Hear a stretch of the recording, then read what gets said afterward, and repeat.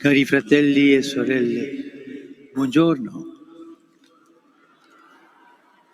Vatican स्थित संत पेतरुस महागिरजाघर के प्रांगण में संत पापा फ्रांसिस ने अपने चिंतन में रविवार की धर्मविधि के सुसमाचार पाठ के 2 आयामों पर ध्यान केंद्रित किया, जिसमें बताया गया है कि यीशु ने उस समय के धार्मिक नेताओं में दोहरेपन के बारे में बात की थी जो उपदेश देते हैं लेकिन अभ्यास नहीं करते थे और अपने सभी कार्य दूसरों को दिखाने के लिए करते थे।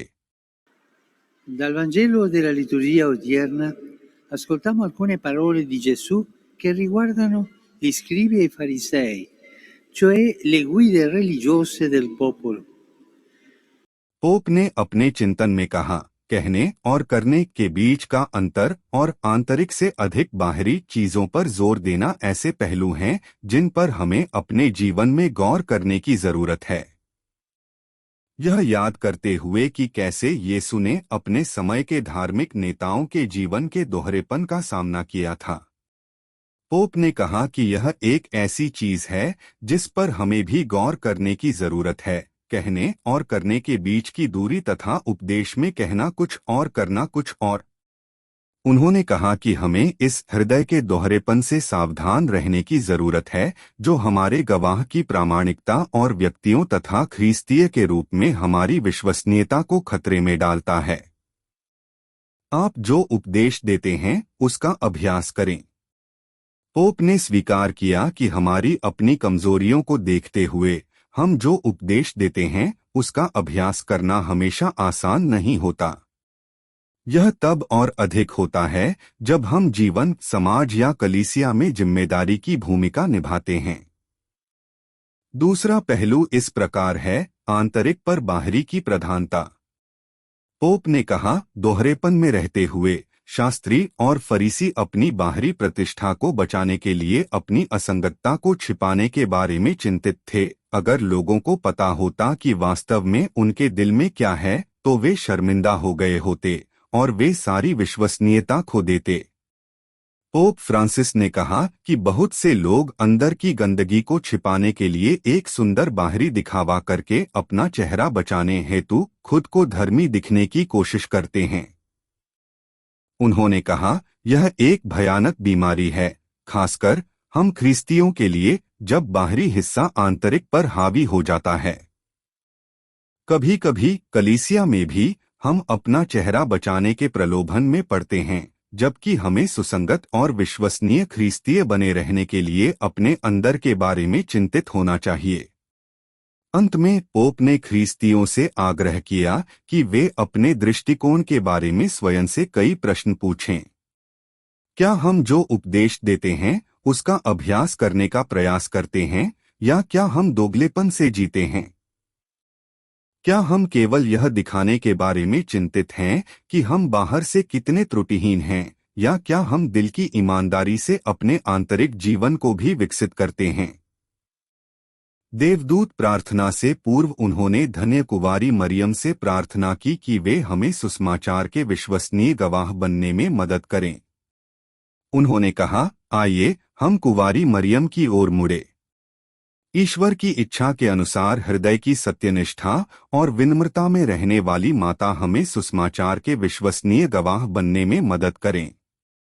इतना कहने के बाद उन्होंने भक्त समुदाय के साथ देवदूत प्रार्थना का पाठ किया तथा सभी को अपना प्रेरित आशीर्वाद दिया। Angelus Domini nunciavit Mariae. Concepit de Spiritu Sancto. Ave Maria, gratia plena, Dominus tecum, benedicta tui mulieribus et benedictus fructus ventris tui, Iesus. Sancta Maria, Mater Dei, ora pro nobis peccatoribus, nunc et in hora mortis nostre. Amen. Ecce ancilla Domini. Fiat mi secundum verbum tuum. Ave Maria, gratia plena, Dominus tecum, benedicta tui mulieribus et benedictus fructus ventris tui, Iesus. Sancta Maria, Mater Dei, ora pro nobis peccatoribus, nunc et in hora mortis nostre. Amen. Et verbum caro factum est. Et habitavit in nobis. Ave Maria, gratia plena, Dominus tecum, benedicta tui mulieribus, et benedictus fructus ventris tui, Iesus. Sancta Maria, Mater Dei, ora pro nobis peccatoribus, nunc et in hora mortis nostre. Amen. Ora pro nobis, Santa Dei Genitrix, Udini efficiamur promissionibus Christi. grazie Tua, in cui sumus Domine, mentibus nostris infunde, che angelo annunziante, Christi Fili Tui, incarnazione coniovium, per passione meius et crucem, a resurrezione in gloriam perducamo, per Christum Dominum nostrum. Amen. Gloria Patri et Filio et Spiritui Sancto. Sicut erat in principio et nunc et semper, et in saecula saeculorum. Amen. Pro fidelibus defuntis, requiem aeternam dona eis Domine, Et lux perpetua luceat eis. requiescant in pace. Amen. Sit nomen Domini benedictum, Ex hoc nunc et usque in saeculum, aiutorium nostrum in nomine Domini. qui fecit caelum et terram. Benedicat vos, omnipotens Deus, Pater, et Filius, et Spiritus Sanctus. Amen.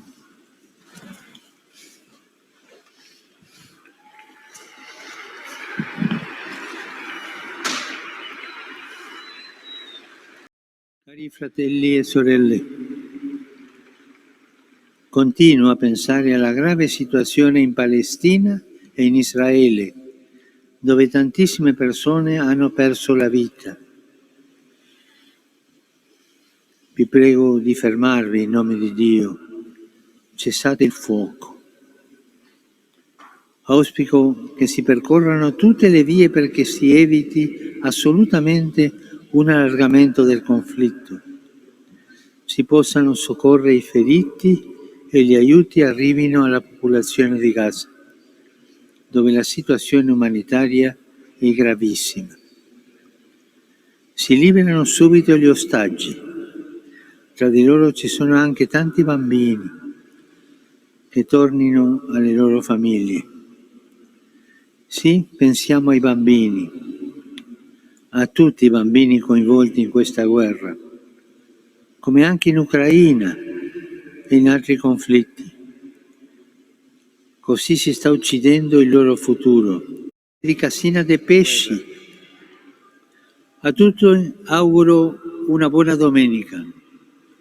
Per favore, non dimenticatevi di pregare per me. Buon pranzo e arrivederci.